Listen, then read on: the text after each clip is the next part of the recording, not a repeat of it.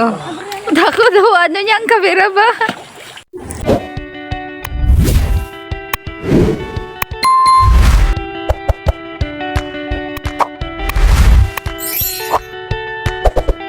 Isang mapagpalang araw naman sa ating lahat mga ka-farm. Tara at panoorin nyo kung paano kami mag-harvest ng mga dambuhalang tilapia. Umagang umaga pa lang marami ng mga taong nakaabang dahil sila ay mga mamimili na mga i-harvest namin ng mga tilapia. Dito na ngayon sinimula ng aking kapatid na uli ng mga tilapia at dito ngayon nakahuli siya ng isang dambuhalang tilapia mga ka-farm. Barangay mabuhay lang ito magkikita mga guys. Oh, Vlogger na to ha? Vlogger na ka to? Dito nga after mahuli ng mga malaking tilapia ay nililipat sa net kasi kinaklasify namin yung mga lalaki sa mga maliit. Dito nga ay nakahuli na naman ang aking kapatid ng isang dambuhalang tilapia at alam niyo ba kung ilang kilo to ang kanyang nahuli mga ka-farm? So dito nga ay nahihirapan akong dakpain ng tilapyang to dahil sa sobrang laki at sobrang lakas sa mga ka-farm. Ginamitan ko nga pala dito ng cellophane upang madakma at madampot ang tilapia. Tingnan niyo kung ilang kilo mga ka-farm. 1.7. Dito na. Grabe na ako. Sobra pa. No, ibutang to sa tanay. Imagine mga ka-farm, isang pirasong tilapia lang pero umabot ng 1.7 kilos mga ka-farm. Sobrang bigat. Dito nga ay nagpatuloy ang aming panguhuli ng mga dambuhalang tilapia at alam nyo ba at ito lang yung ginamit namin kasi nga hindi naman sila masyadong marami talaga ang mga nakatirang dambuhalang tilapia dito at ayan at inililipat na namin sa ibang net ang mga tilapia dahil kinakasify nga namin yung mga malalaki sa mga maliliit kasi nga iba yung presyo ng mga malalaking tilapia at iba rin yung presyo ng mga maliliit na tilapia. Lahat talaga ng mga nahuli namin ng mga malalaking tilapia mga ka-farm ay umabot talaga ng 1 kilo at mahigit pa. At ayan, marami-rami na kaming naililipat ng mga tilapia sa net.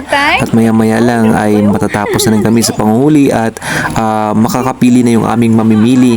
Yung mga nag-aabang na mamimili kung alin sa kanila, kung ano ba gusto nila, yung mga malalaki talaga. Kasi yung iba pinipili nila talaga yung mga malalaki kasi nga sabi nila iihawin talaga nila at yung iba naman ay namimili ng mga maliliit lang kasi gusto nila na ipapaksiw lang at iprito lang kumbaga.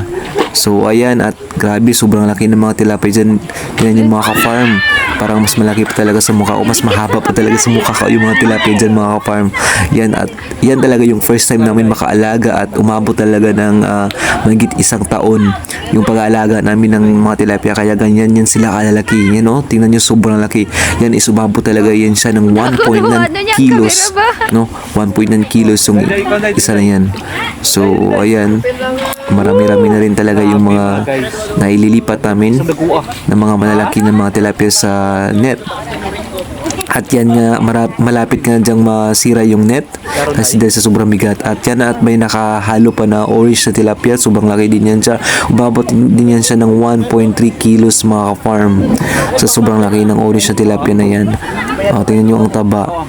So yan, tingnan nyo mga ka-farm. At dito na nga ay tinulungan ko na sila ni mama at ni papa na magkilo ng mga tilapia kasi nga padami na yung mga pumupunta na mamimili at grabe sobrang saya, sobrang excited talaga. At alam mo yung mga sinasabi ng ibang tao, ng mga mamimili na yan na first time nila makita ng ganito kalalaki ng mga tilapia, as in sabi nila first time nila makita. At yun nga, no, pupunta talaga sila dito kasi fresh na fresh yung mga tilapia na kanilang mabibili at sa murang halaga lang mga ka-farm ay pang-ulam na sila talaga, no.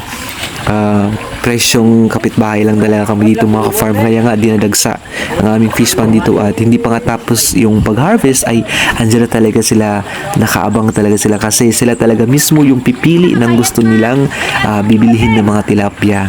So yun nga, yung iba nga nag-uutang dito at pinapautang naman namin sila kasi legit naman talaga sila ng babayad sa takdang panahon na kanilang sinasabi.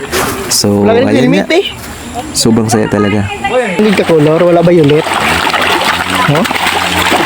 Oh, isa nyo na. Do. Oh, do mabali ang neto eh. Do mabuslot ang net ba? Subahon ba? Uy.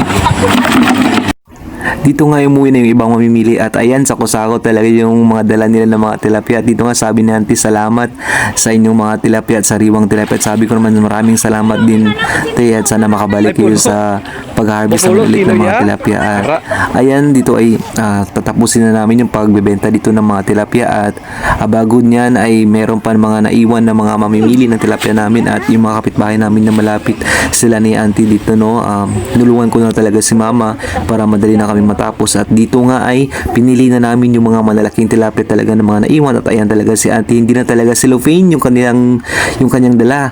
Nagdala talaga siya ng sako kasi doon na lang daw isisilid dahil yung kanyang bibili na mga tilapia ay yung mga malalaki talaga. At alam niyo ba kung ilang kilo yung kanyang binili na tilapia dyan? 10 kilos lang naman mga ka-farm. At ayan, napasama pa yung uri sa tilapia. At tinanong ko sila kung gusto ba nila to, isabi naman nila gusto nila. So ayan, at sinama ko na talaga at sinilid ko na talaga sa sako mga ka-farm. At ayan, sinimulan ko na talaga kiluhin kung tama ba yung kilo, no? Kilos. Ano kaya ito?